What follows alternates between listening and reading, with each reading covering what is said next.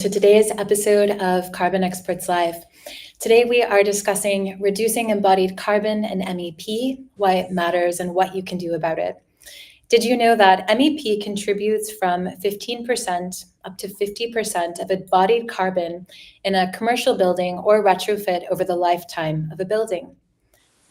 Quite astonishing. We're going to dive into that and more today. We're very excited to be joined by MEP embodied carbon expert, Dr. Anastasia Mylona, who is the technical director at CIBSE, and also Panu Pasanen, who is the CEO at One Click LCA.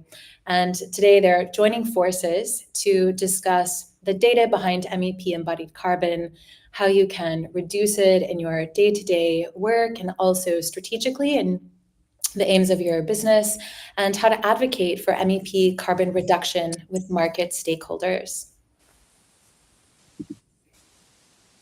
Next slide, please. Thanks. As a quick reminder, today's episode is brought to you by One Click LCA, which is the global LCA software empowering the industry to decarbonize. With One Click LCA, you can comply with more than 80 national regulations, standards, and certifications, access the world's largest construction LCA database, and bring LCA into your existing workflow with more than 20 BIM and other integrations to make your sustainability calculations faster and easier. One Click LCA is here to make the construction value chain sustainable, and you can learn more about us at oneclicklca.com. Next slide. Thanks. Before going forward, I would like to give a quick nod to our production team. My name is Abigail. I'm your host today. Backstage, we have April, Asha, and Faruza working to make this episode possible. As a note, Asha and Faruza are LCA experts from One Click LCA, and they're moderating today's live Q&A session, which will take place at the end of today's show. But all of you in the audience are already invited to start asking questions now. You can drop questions in LinkedIn or live storm the webinar tool that we're using. And Asha and Faruza can pipe your questions over to Anastasia and Panu to answer at the end of today's show. Next. Great. So we're very excited to be joined by Dr. Anastasia Mylona. She is CIBSE's technical director, a chartered engineer, and also a CIBSE member.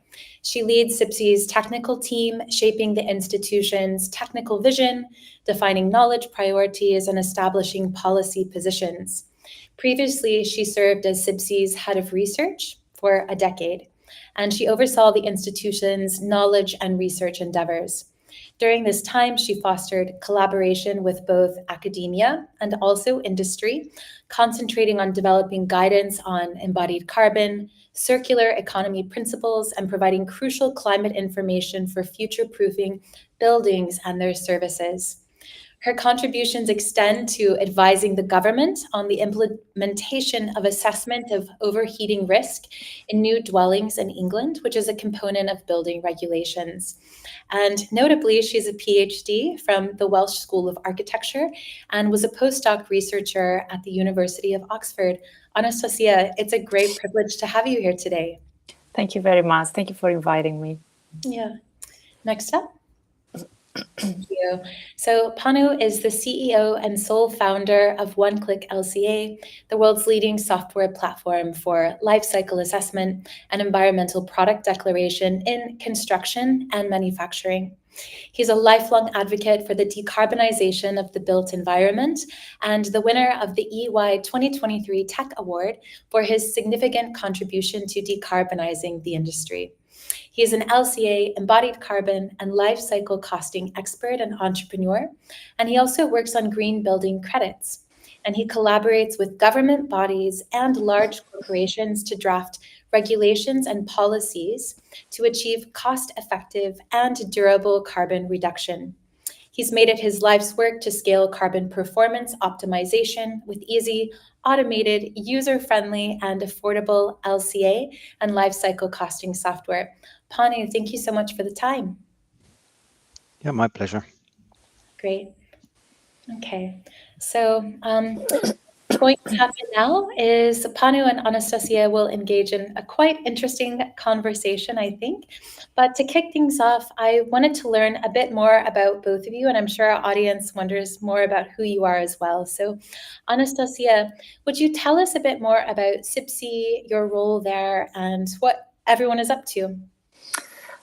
Thank you, Abigail. So CIBSE stands for the Chartered Institution of Building Service Engineers. We are a professional body and membership organization. So we have more than 20,000 members internationally, and they are primarily building services engineers, the people that they design and specify MEP equipment in buildings. Of course, part of their work is to calculate the life cycle carbon of the buildings, and that is where the embodied carbon fits in.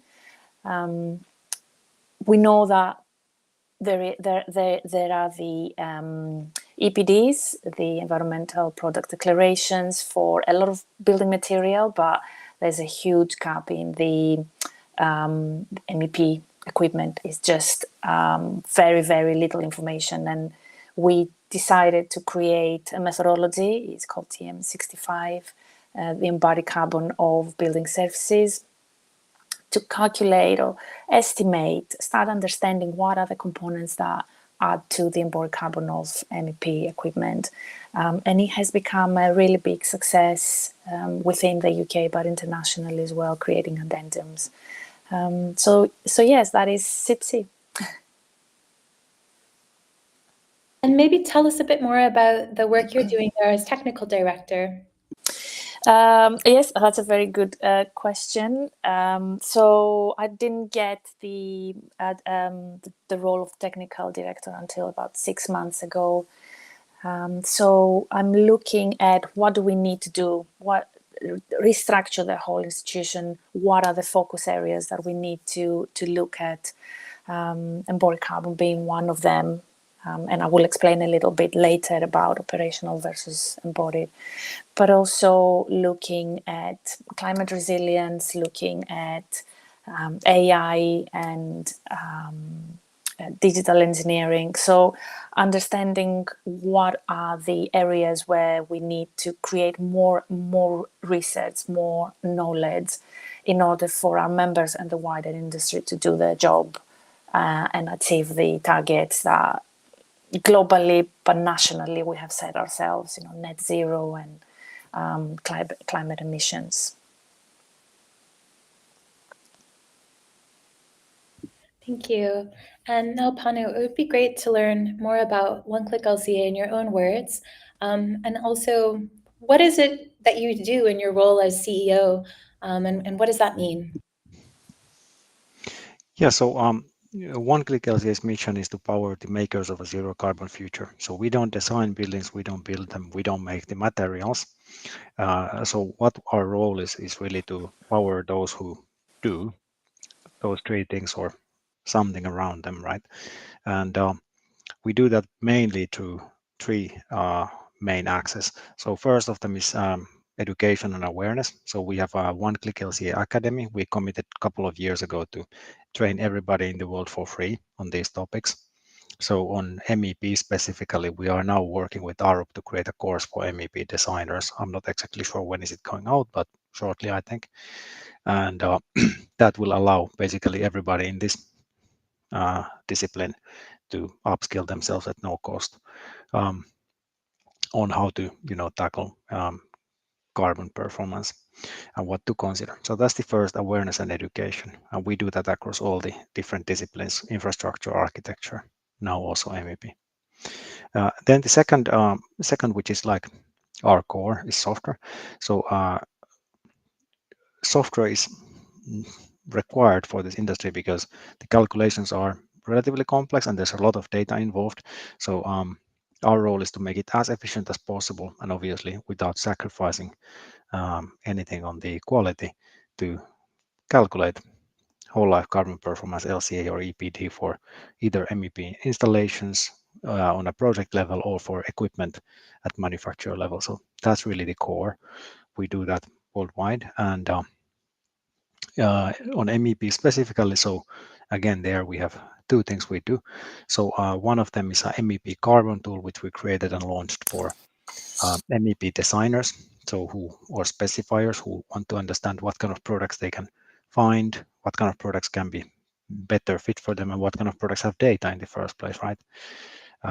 That's the first thing. That's for MEP designers. The second is for MEP manufacturers. So we have also software for MEP manufacturers, and we have our first MEP category specific tool, which is for luminaires. So we also have some very specific tailored tool for certain kinds of equipment. But in general, we serve all kinds of MEP. And the last one is really data.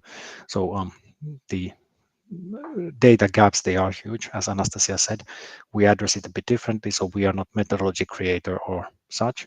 So what we do is we create a lot of generic data.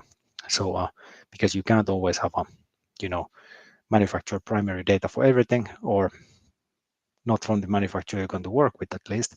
So we have undertaken to create generic data for complex systems like hospital installations or such kind of things, so that you as a designer, you can understand what's the impact of, let's say, hospital gas system. Like, it's a huge system and many parts, but you won't find EPDs for pretty much any of those components. So what we're trying to do is to make it possible to actually deal with all of these aspects. And then my job as a CEO is pretty much to scale this whole thing. Thank you. So to begin with, I thought it would be interesting if we explored the very topic of embodied carbon. So what is actually included in embodied carbon and what is not? And maybe Anastasia, you would take this first question and then Panu can follow. Yeah, happy to do that, Abigail. So basically, embodied carbon is all the carbon emissions of a building up to the point where it becomes operational. So it includes material, then manufacturing, transportation, etc., and the construction processes as well. And then it also includes maintenance, the carbon that is associated with maintenance of the building and systems, and also the its eventual demolition, transportation to waste, recycling, etc. So everything that is related to the building that is not the operational energy, the energy that uses during its life. Yeah, does that give a good summary, Panu?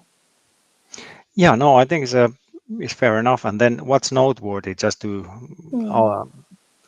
make sure that it's clear what it means for MEP. So all the stuff you install in the building, that is embodied carbon. All the wastage from the cutting of the ducts and whatnot, that's embodied carbon. And then when you turn the building on or commission it, all the energy consumption of the MEP systems is not embodied carbon. It's MEP caused carbon, but it's not embodied carbon. But on the other hand, the refrigerant leakages will be, right? And lastly, what's important here is that the replacements of the MEP equipment and their parts, they will be embodied carbon. So there's actually quite a lot of different things happening in the lifetime of a building for MEP systems that's driving embodied carbon.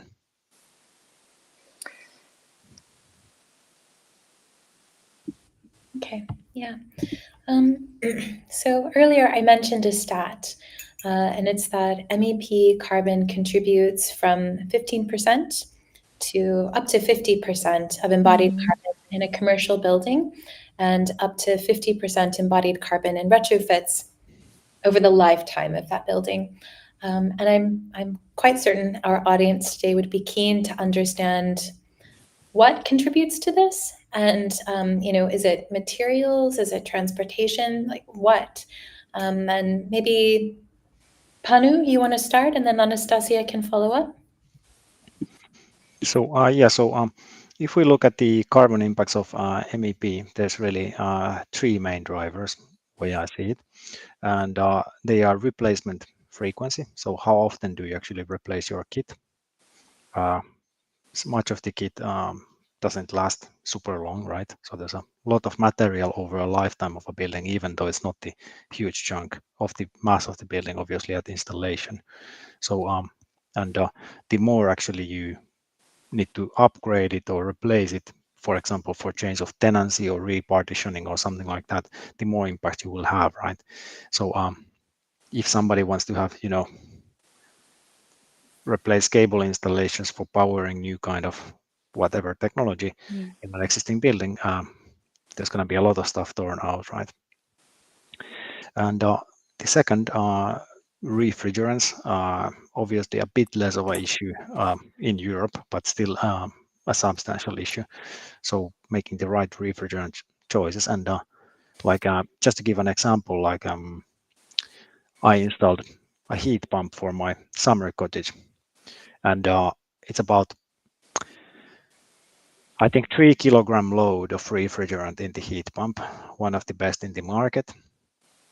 And that 3 kilogram load has more embodied carbon than my cottage, so.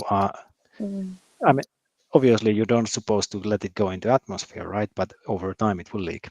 So that's going to be pretty significant. And yeah, then the last is obviously energy, and there are two parts, right? So either you buy energy from the grid, or then you install more MEP systems to produce energy. So another one or the other, right? Well, that's how I think about it, but maybe No, definitely, and it's a good way to think about the three things that they add to the embodied carbon. I guess just to say a little bit more on those, and maybe how I think about it, is that most of equipments, they're complex, right? They have so many different components. Each component coming from different place, so it will have its own embodied carbon of the material, the virgin material, the transportation, the manufacturing. Manufacturing of building services is quite a heavy industry as well. It uses a lot of processes, a lot of energy intensive processes, and also there are a couple of aspects. Abigail and I were talking about it earlier. That engineers are quite risk averse, so they tend to over-engineer, oversize. So for me, these are the areas where you can have easy wins. So look at your design. Where are you going to put your systems? Have you minimized? Have you optimized the spaces and the lengths of pipes, or whatever else whatever else kit you're going to specify for your building? And oversizing is happening in most cases. It's common practice. So you, as an engineer, you size a system for worst case scenario, for that one in X amount of years extreme event that your system needs to work. And also we add capacity to that. So we say this is worst case scenario and add another 20% just in case. Of course, that means that your systems are oversized.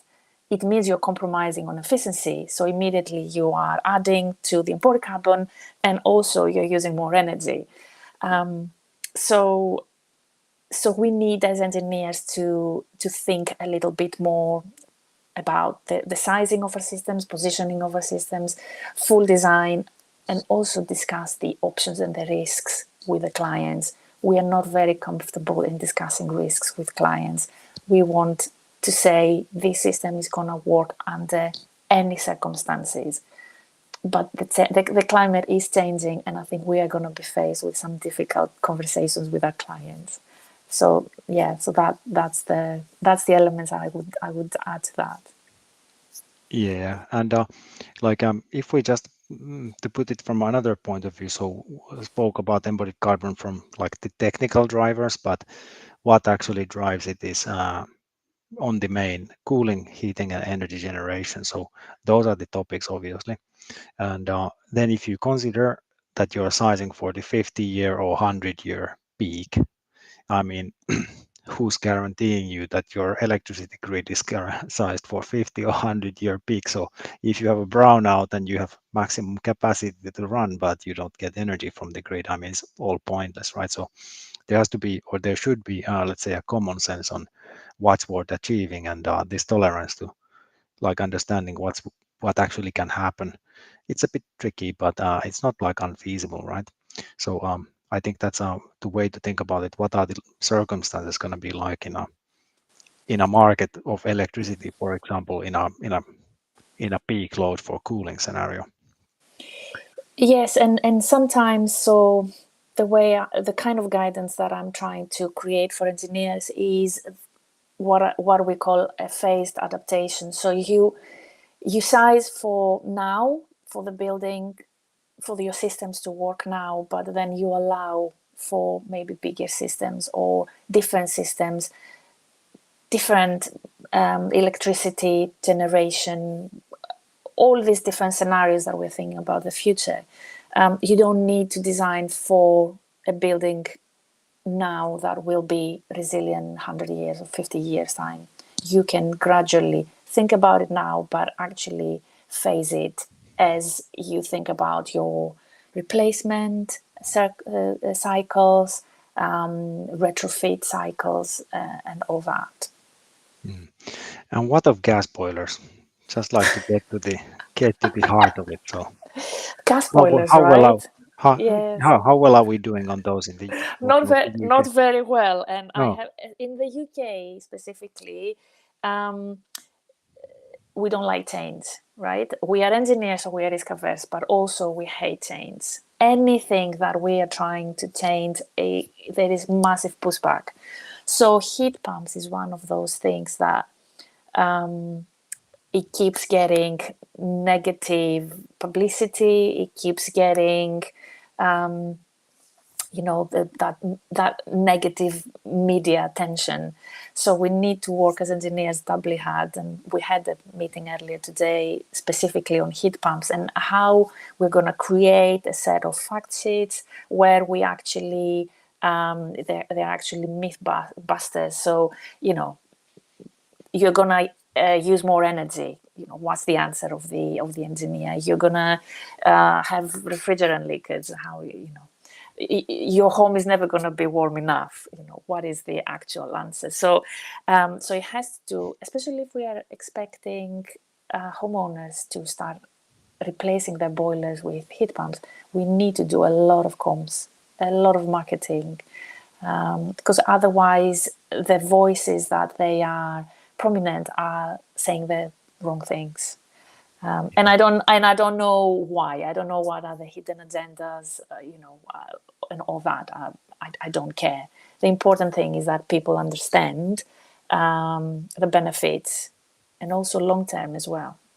Yeah, and that's actually a great point, because if you talk with a commercial real estate customer, I mean, gas boiler is a risk, right?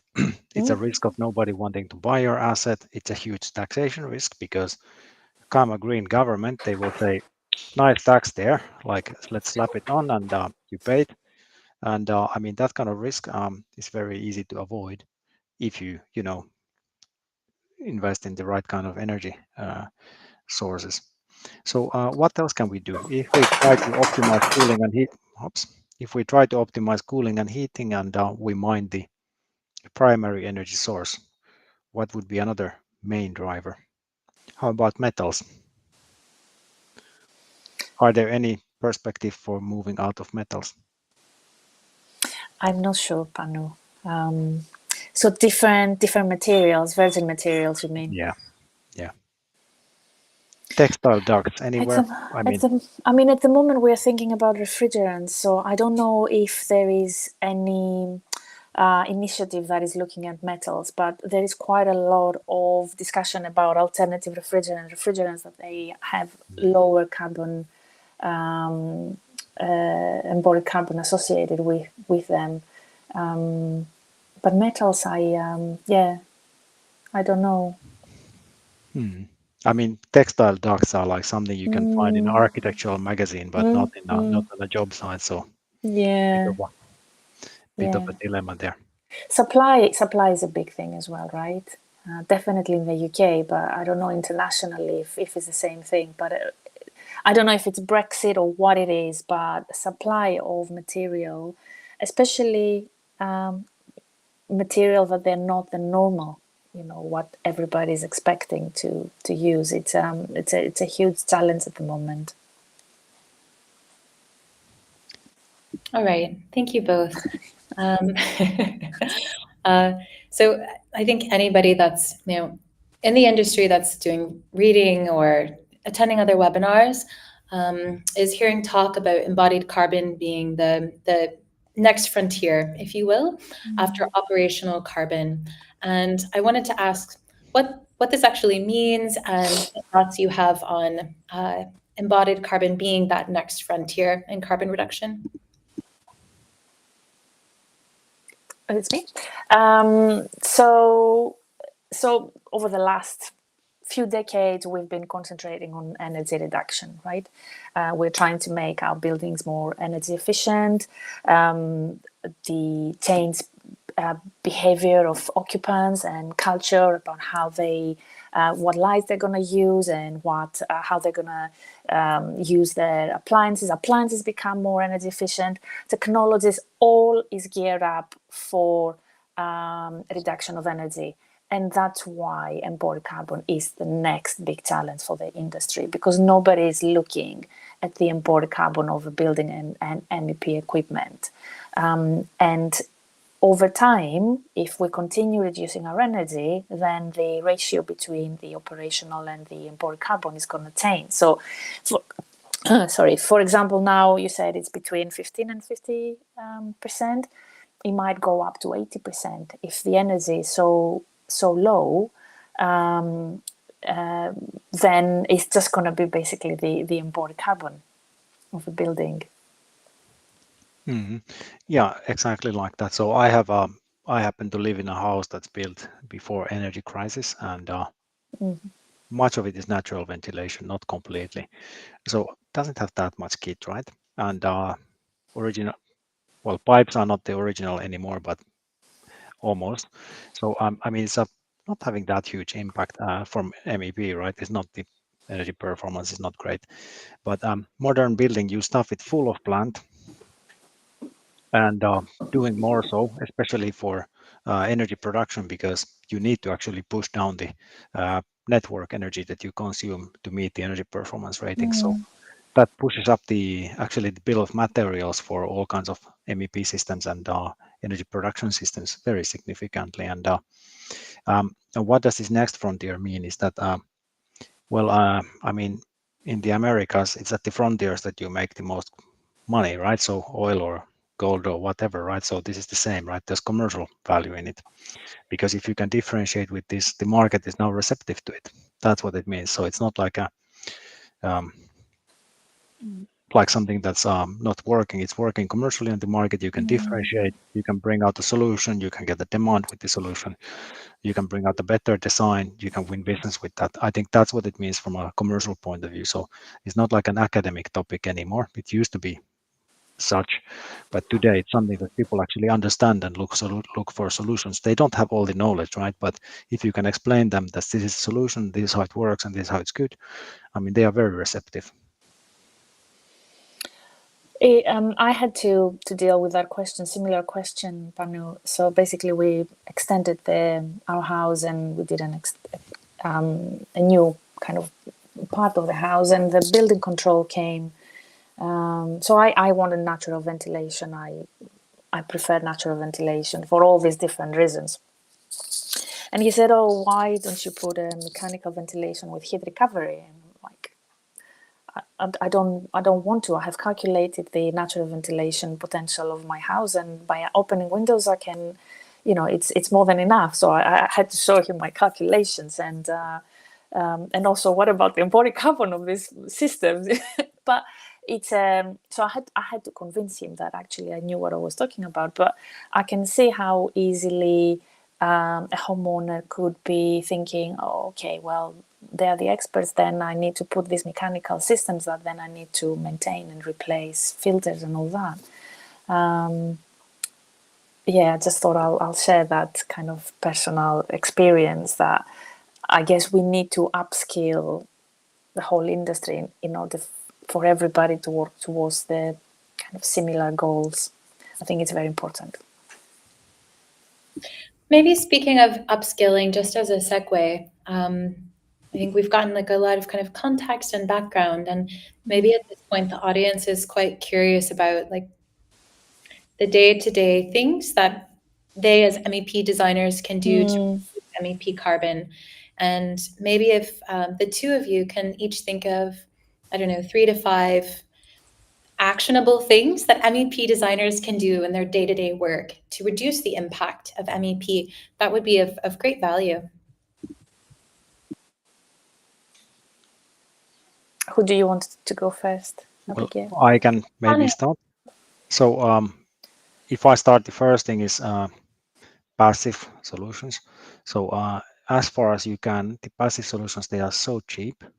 They are also protecting you from overloading, like shading, thermal, storage, anything you can have for this passive is so much better, like from a lifetime value point of view, and from security of supply point of view, like a shading doesn't like stop working when grid falls out, right? I mean, it keeps running, and all that kind of like very much as a strategy level thing. What can you do passively? Second, I would very much look at the refrigerant question. I'm sure Anastasia will elaborate on this. But lastly, I would look at the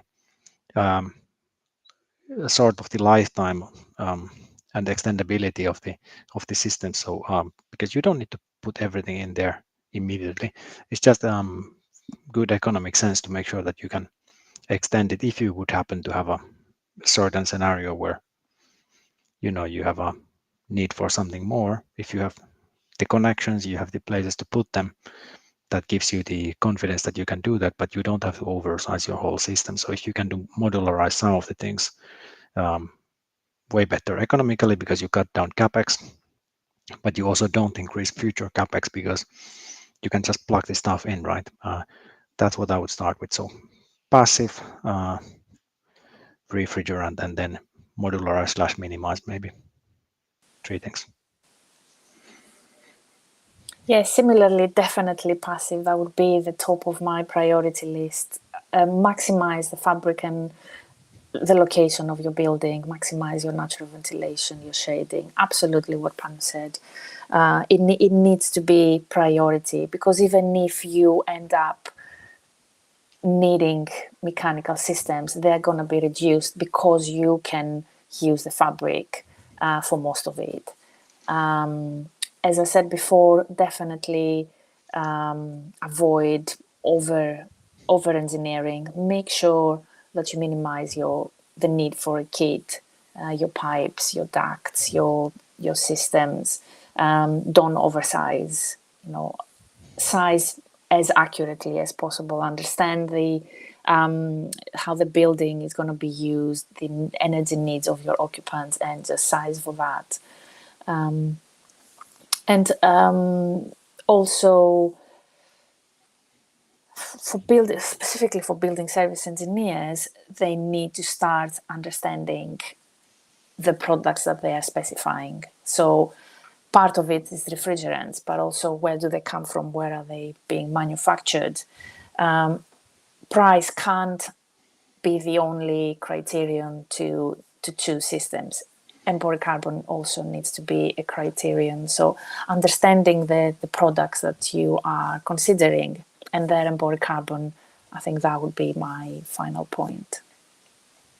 Excellent. Yeah, I also chime in with the data about getting the basics right is also like critical. So like if the complementary 3 takeaways is that make sure that you have the carbon data, and then don't install gas boilers, and make sure your windows are openable. So like combine the high tech and low tech. Yeah. That's very basic, Panu. Yeah. Come on, we can do better than that. Oh no, but already good to remember to do those, right? Yeah, of course.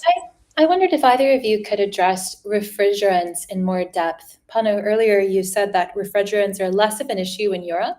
And Anastasia, I think it will be quite interesting to hear your perspective, because we have people coming in from India, Singapore, New York, on in the session today, and maybe if you would dive into that. I'm not as familiar with the different types of refrigerants as I would like to be. So this is the next kind of area for me to investigate and for CIBSE to produce more guidance. But my understanding is that the industry is considering different types of refrigerants. I think CO2 or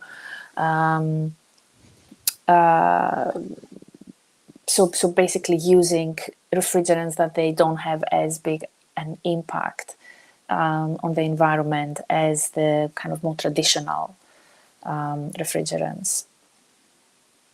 Yeah, so maybe if I then chip in from the international perspective, so European Union has outlawed the use of an installation and import of many refrigerants. Yeah. So there are these on these prohibited lists, so you are not allowed to use them legally. So well, nobody does, right? Because the risk is huge. That's not the case in North America, let's say, or that's not the case in Asia. So if in Europe I can buy a heat pump for a summer cottage that's equal to the GVP of the cottage itself, in a non-regulated market you can buy a heat pump who's like a unit heat pump that might be accounting for a substantial chunk of a apartment building, right? So I mean the scales are like phenomenally huge, and even in the European context you still can do a great deal, but there it's actually becoming very much a dialogue with the manufacturers, because obviously you can't just change a refrigerant for a system. The system is designed to work with certain refrigerants, so it's a choice of equipment that you're going to install that you actually do, and there the manufacturers are going to be the best partners. The other thing that came up quite strongly when we were talking about an addendum of the TM65 in the Middle East was what do you do with the refrigerants or the systems that have refrigerants after decommissioning, after you remove them from the building? And everybody was looking to each other for the answer, and nobody really knew what, where, how are they treated and where are they going? And because some countries obviously rely on cooling much more than heating. So it's during the life, but also end of life. What do you do with the refrigerants?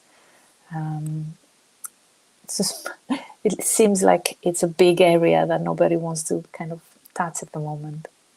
Well, in Europe, the installers are supposed to suck them out and dispose of them. But yeah, I'm fairly sure there's fair number of places where just open the valve and there it goes.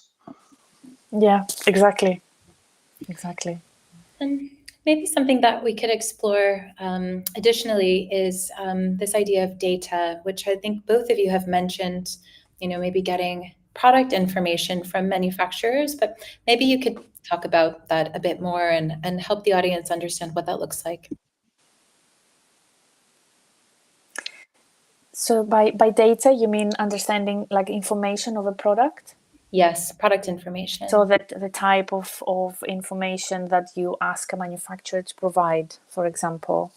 So that is the components, the amount of, so the weight of the components that they're used in the product, because that's how you can kind of calculate the weight of the type of material that you use throughout the building.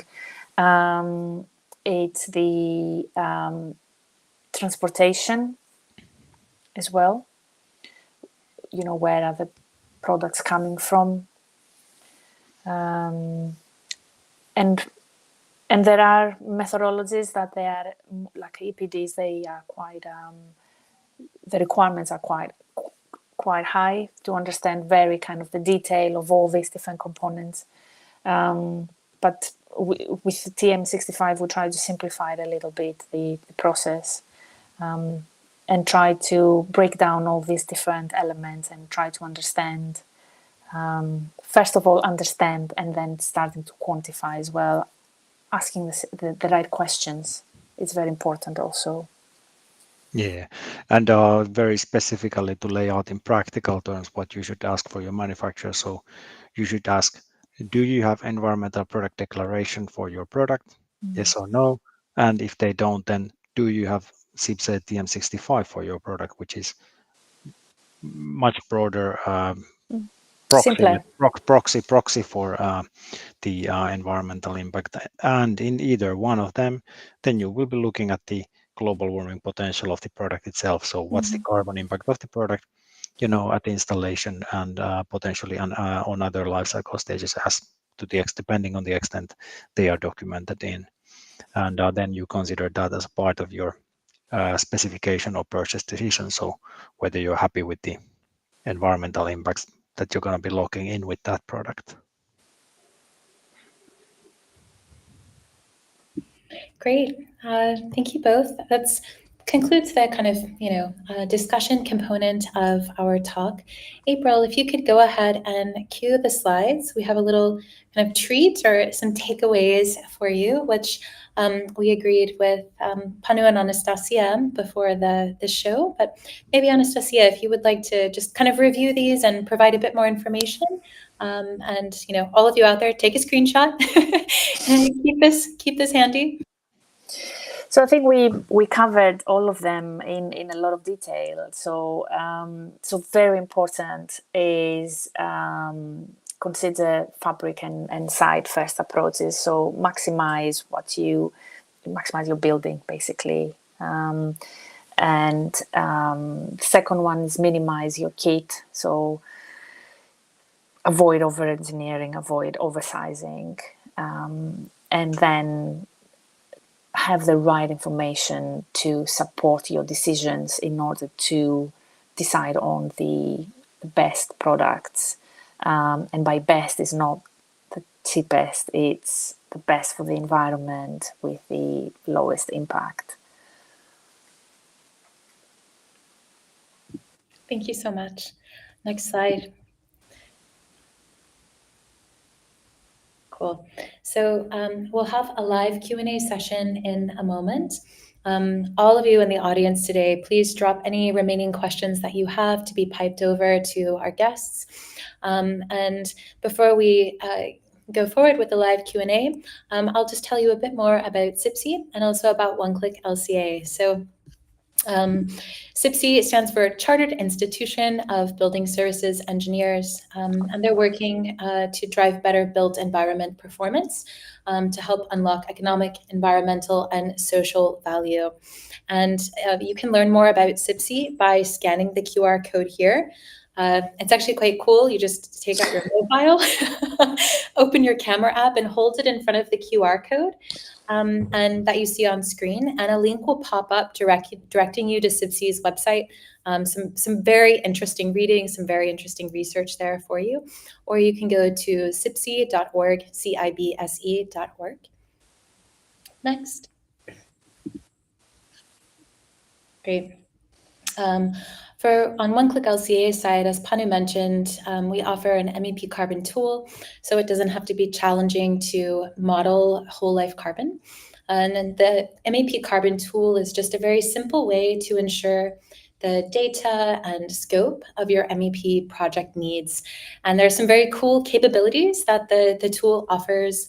It includes ready-to-go high-level MEP assemblies, generic MEP data, so that you can use before you choose a supplier, manufacturer-specific MEP product DPDs, and also some TM65 data as well. And then also data sets for refrigerants, operational energy, water, and end-of-life impacts, and more. And all of us in the industry recognize that we need to decarbonize. It's potentially to comply with regulations or regulations around the bend. And like Panu said, to differentiate one's business or firm in a crowded market. And also just to secure a healthy future for the next generation. Next up. Great.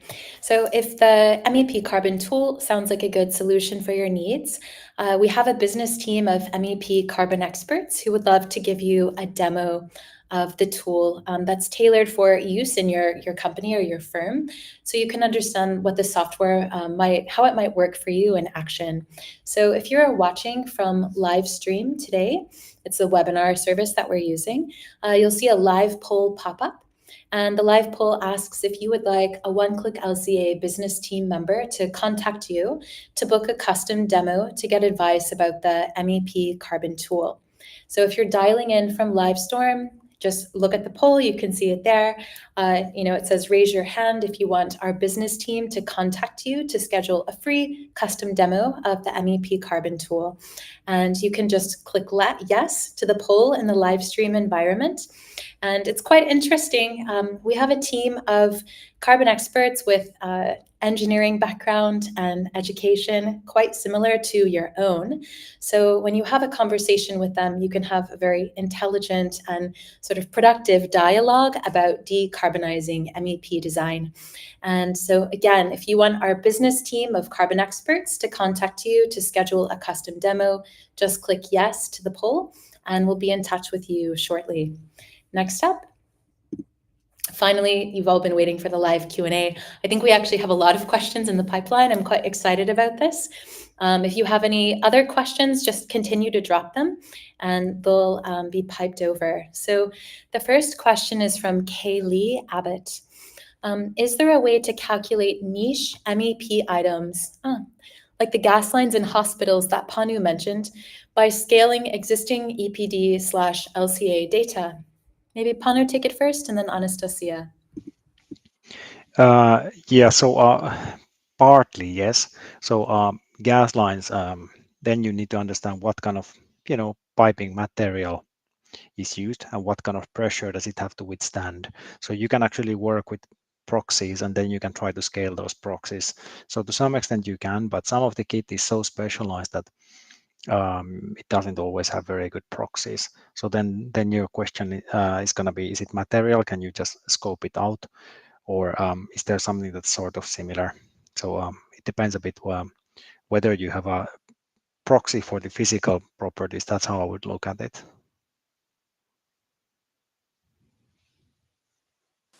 I don't have anything else to add. It's very similar to what Panu said. Yeah. All right, John Naylor says, I would be particularly interested in hearing what you think we can do about reducing embodied carbon in MEP and where the data will come from to allow us to assess various options. Anastasia, maybe you go first. So the options that we discussed was primarily reducing the need for MEP.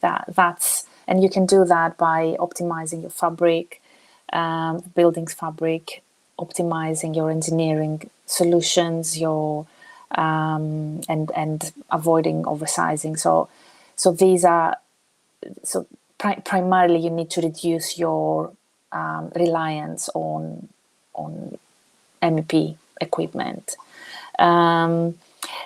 The data is not always data. I mean, once you have identified the need for systems, then the data that you need is, like we discussed, the EPDs or TM65. So, what is the embodied carbon of your choices, and then make the right choice. So these are the two main things. One is reduce your reliance on MEP, and then find the right equipment, the right products to buy. Yeah, if I may add to that, so in terms of data, so we integrate all the MEP, EPD or carbon data in the world to the platform.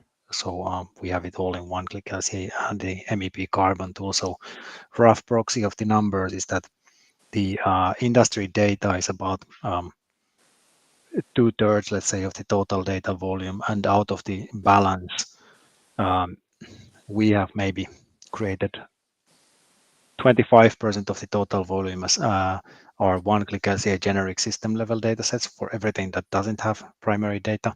And then the last basket are some government proxies which governments have created or other parties have created for like a Wi-Fi router. Like Wi-Fi router is pretty small thing in a building, but you put a lot of them, right? So so there's that kind of stuff out there, and yeah, but I think what's important is really the generic data, because that allows you to do it without relying on every manufacturer to be able to give an answer. So I think that's continues to be a really important source, and we continue to create those.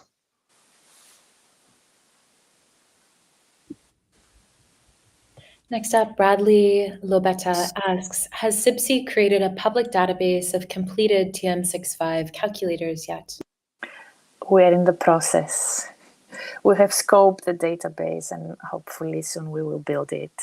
But yes, and this is going to be, like Panu mentioned, generic. It's not going to be product specific. So we're gathering information from different manufacturers, and then we're creating a benchmark on a type of system to help the life cycle analysis. So as soon as you have it, we'll put it in as well. Of course, of course. Jake asks, what are the limits in terms of services and circularity? Can these boundaries be pushed further?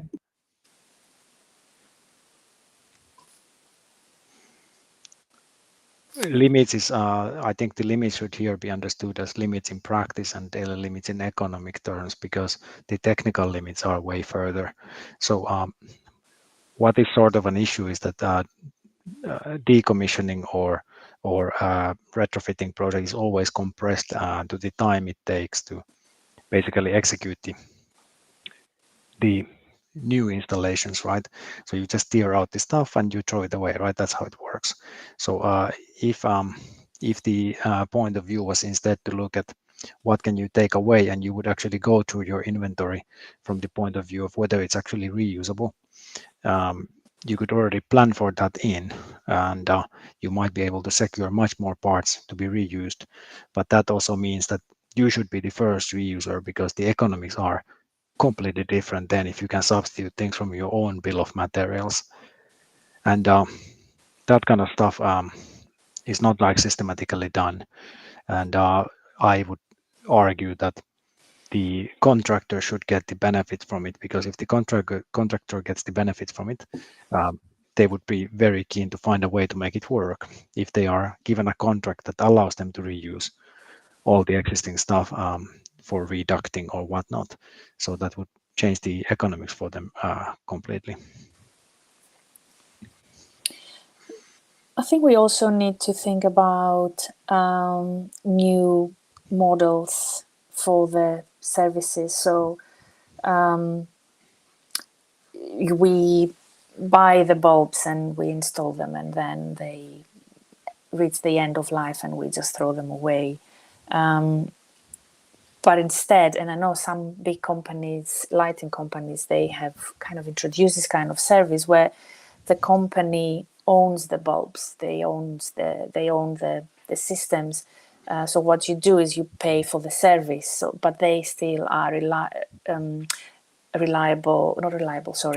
responsible for the product. The product is never yours to do whatever you want. You know, they come, they install it, they maintain it, they take it, they make sure that it's recycled properly. So we introduce that kind of circular thinking within our business and services models, rather than that kind of linear, we buy, we use, we throw away. So these are kind of the concepts that I think the industry needs to familiarize themselves a little bit more. And then who is then responsible for getting rid of the refrigerants and recycling the components and reusing the metals and all that. It's not up to the building owner. And if the owner changes, it doesn't matter. The manufacturer or the service provider will always be responsible. So these are kind of the conversations and the ideas that we need to start exploring, changing our business models and service models. Yeah. We have time for one final question. Okay, Kaylee Abbott again. Thoughts on mechanical systems being built for disassembly, reuse, recycling? If we cannot replace the metal, how might its useful life be expanded? And if you can respond in short rather than long form. Yeah, you want me to go first? So I think some areas have explored this more. I have been discussing, for example, with the facade engineers, the idea of reusing the glass or reusing the frames and using the right kind of glues that you can remove them in order then to be able to reuse the glass and reuse the metal. And there is this whole kind of trend of off-site construction and off-site assembly, which makes things modular, which makes things much more efficient to build, because and you avoid all that kind of buying more material and then just having all this waste. Yeah, so there are conversations, and I think there are opportunities to minimize our waste and maximize our efficiency, construction processes efficiency. Yeah, so just to add to that, so I think most of the kit is not made for being upgraded. So if you come back with something that, yeah, this is not anymore good, but the frame is sturdy, so can I like change the internals? I mean, nobody will do that for you, right? So you're actually like you have always the weakest component of your system often determines the usual much of the useful life, unless you have very large systems in which it's economical to replace them. But so then I would think of modularization, because if you have several smaller units, and then they might be easier to replace one by one and find uses for. So that might be a way to go about it. Instead of doing a wholesale end of life for all your units, you could just actually get rid of one of them at a time. Thank you so much, Panu. Thank you so much, Anastasia. It's been a great honor. If you are dialing in, we have some kind of an exciting announcement. So stay on the line. April, you can queue up the slides.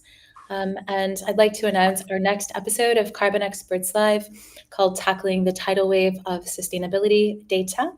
We're bringing together Building Transparency's Executive Director, Stacey Smedley, to meet with Panu of One Click LCA to talk about, well, the flood of sustainability data in the market and what you can do about it, what the industry should do about it, and yeah, what needs to be done to help. So if you are dialing in from LinkedIn or Livestorm, you'll see a link being dropped by our moderators, so you can go ahead and register for that event. It takes place on Thursday, April 18th at 4 p.m. London time. And next slide. Great. Finally, I'll just say we're always happy to hear from you. You can contact us at sales@oneclicklca.com, or just visit oneclicklca.com. Again, thank you so much for the time, Anastasia. It's a great privilege. And Panu, thank you so much. I've learned a lot, and I'm sure the audience has too. So yeah, great privilege. And any final words? No, thank you very much for inviting me. That has been really helpful for me as well. Yeah, thanks, Anastasia.